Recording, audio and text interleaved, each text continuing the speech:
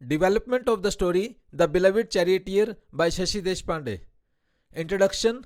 The protagonist reflects on her daughter Aarti's innocence. Protagonist जो अजी है वो विचार कर रही है कि उसकी अपनी बेटी आरती वो काफ़ी मासूम थी और इस बात को लेकर वो रिफ्लेक्ट कर रही है and recalls a past moment और पास्ट के मोमेंट को याद कर रही है when she had to explain something delicate to her. जब कभी भी कोई नाजुक या दुख वाली बात होती थी तो वो काफ़ी ध्यान रखती थी कि मेरी बेटी आरती को ना पता लगे, वो परेशान ना हो। तो जैसा कि जनरली माता पिता करते हैं कि अपने बच्चों को दुख तकलीफ से वो दूर रखते हैं। राइजिंग एक्शन, इस कहानी का राइजिंग एक्शन देखें कैसे होता है। The protagonist delves deep into her memories focusing on the emotional distance and treatment she faced from her husband. जो प्रोटैगनिस्ट अजी है वो अपनी यादों में डीपली सोच रही है एंड फोकस कर रही है अपनी इमोशनल डिस्टेंस। इमोशनली वो अपने पति से बिल्कुल भी जुड़ी हुई नहीं थी क्योंकि उसके जो ट्रीटमेंट मिलता था वो अपने हस्बैंड से वो बिल्कुल भी ठीक नहीं था, मीन्स उनमें कोई भी आपसी अंडरस्टैंडिंग नहीं थी। She remembers the stringent expectations of marital duty impressed upon her by her mother in law.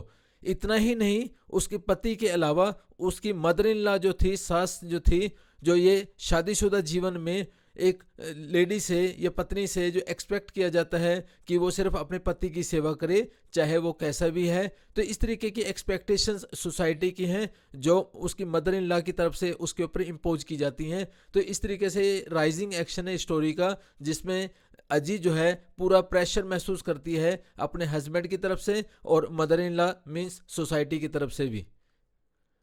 The protagonist describes the fearful nights where she was constantly on edge in her marital bed।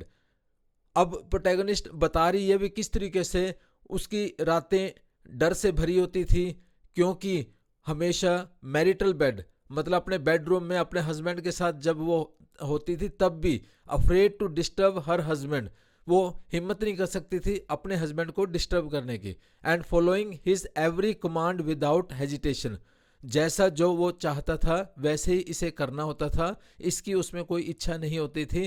तो इस तरीके से उसको pressure में रहना पड़ता था even bedroom में अपने हस्बैंड के साथ भी। क्लाइमैक्स, और इस कहानी की चरम सीमा तब पहुंचती है जब the protagonist remembers a moment when she felt extreme isolation and envy towards her own daughter Aarti. तो चरम सीमा में हम देखते हैं कि प्रोटैगनिस्ट जो अजी है वो काफ़ी अलगाव महसूस करती है, आइसोलेटेड महसूस करती है और जेलसी महसूस करती है अपनी बेटी आरती के प्रति। क्यों? एक दिन वो देखती है hearing Aarti and Madhavs laughter, आरती और उसका पति जो माधव था वो हंस रहे होते हैं from another room. She felt alienated and desolate. तो अजी को ऐसा लगता है कि ऐसा अटैचमेंट, ऐसी हंसी हम कभी भी नहीं हंसे मैं अपने पति के साथ, और वो काफ़ी ही परेशान महसूस करती है। Realizing she would never experience such closeness with her husband. तो वो रियलाइज़ कर रही है भाई इस तरीके से उसने क्लोजनेस कभी भी अपने पति के साथ महसूस नहीं की जिस तरीके से वो आरती को माधव के साथ देखती है।